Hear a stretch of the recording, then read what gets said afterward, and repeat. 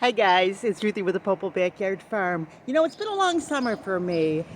You that have been watching me and have been on our channel for a while, you know that I had broken my wrist not once but twice. But one of the things that has happened because of that, I've had lots of time to spend outside enjoying bird watching and nature because there's not a lot you can do when your right hand or wrist is broken.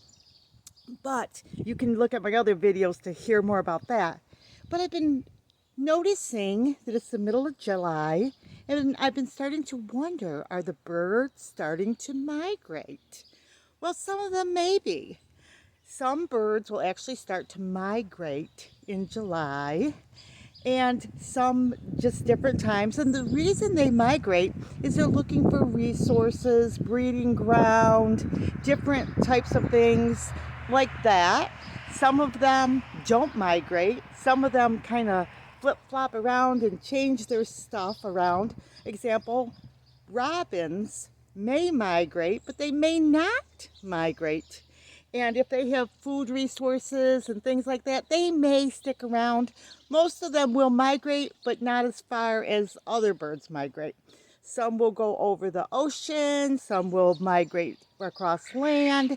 They kind of have certain paths, can't talk right, that they will travel on when they do their migration.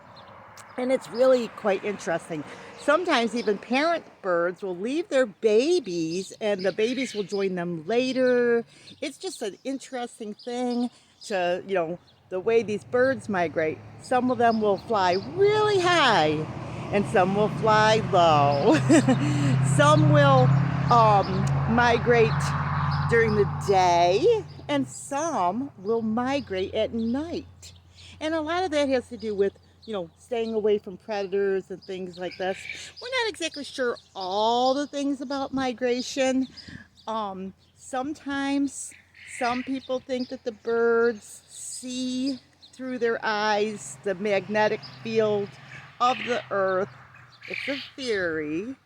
And they actually like put little goggles or blinders on the little birdies and they notice that they use their right eye or their left eye or something like that if you're really into bird migration. Now I kind of checked because I remember years ago, they said anybody could help with the migration and tell the scientists and things like that. So I said, well, let's see if I can find a form that I could do because I'm outside a lot and I do enjoy watching the birds. I always loved watching the birds.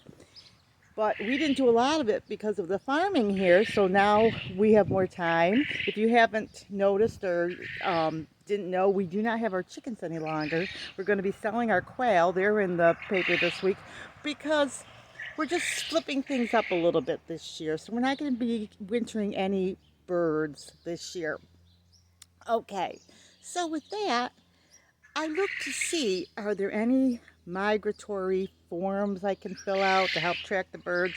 Well, it looked a little bit more complicated this year, and I'm not exactly sure. They're using different tracking forms, so I couldn't find an answer like SnapQuack. So I kind of said, well, I'll do some research on that later, but I'm sure that the last time I looked in something like that was probably at least 20 years ago, so they might have other satellites or some kind of more scientific thing. I don't know. If you know, let me know because I would really be curious to know that because I do enjoy watching the birds and I see all kinds of things where I am. I've seen blue heron. I've seen there's eagles around where we live, sparrows and grackles, robins. We're in upstate New York, so this is what we have up here. But I did notice the birds are starting to like form their little V. Now, I don't know if they're teaching their babies how to migrate, which doesn't really make sense to me, but I don't know how this all goes about. But if you know that, leave it in the comments below too. But I think that they may be starting to think about it because I've seen the little V shapes and I noticed that as you're outside more, you see more and more things that you see that normally you wouldn't see if I was in the house cleaning and stuff.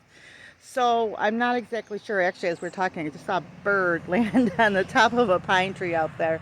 But I've been having some fun with the birds, just watching them. I did a couple experiments myself. I put a bird sound on to see if the birds would come to the feeder. And I did it a couple times, and it did seem like the birds were coming to the feeder when they heard a bird sound. Like if I saw, say, sparrows, I'd put the sparrow sound on and that type of thing. But I don't know. I mean, it's just could be, it may not work. But you think about people using turkey calls and things like that. So I said, hey, good to be a little bit of a scientist myself, right? So I'm always doing things. I really love science. So, okay, so now with that, the migration of the birds, they will start to get ready, and some, like I said, will migrate, some won't. They're usually going after food sources and breeding grounds. And then, of course, they'll come back around. And I'm hoping that this year I can see the whole cycle of them leaving, coming back, who stays, who doesn't. Hopefully I'll be able to have a nice source of food and water for them. I say it like that because it does get really cold here. And if I put out cold water or warm water in the winter, it's so cold here that I don't know how long. I don't want it to freeze for them because they have to drink water too, although I'm sure they eat snow. But I just want to make sure that everything, that they can be able to survive in the winter in upstate New York. Of course, if you're going to do that, you want to make sure they have food and water so that they can get a drink and things like that. And so that's why I say hopefully, because the water freezes so quick and that up here. But, just stay on top of it. I am home, so I will be able to stay on top of that. So, but how they migrate, their rules, I do think that they do have like specific rules that they have, but they can also be broken too. So they're not always 100%, but they do migrate. Some, like I said, will migrate really long distances, some short, some will migrate, some won't migrate, meaning this, like a robin might migrate, might not migrate. And a hummingbird will actually stick around too if it has food sources in the winter, which was surprising to find out too. So, okay, so there you go, guys. Let me know what you know about bird migration. I'm always wanting to learn. I love things like animals and birds and science and just all kinds of stuff. So, anyway, remember, big or small, you too could be a backyard farm. God bless.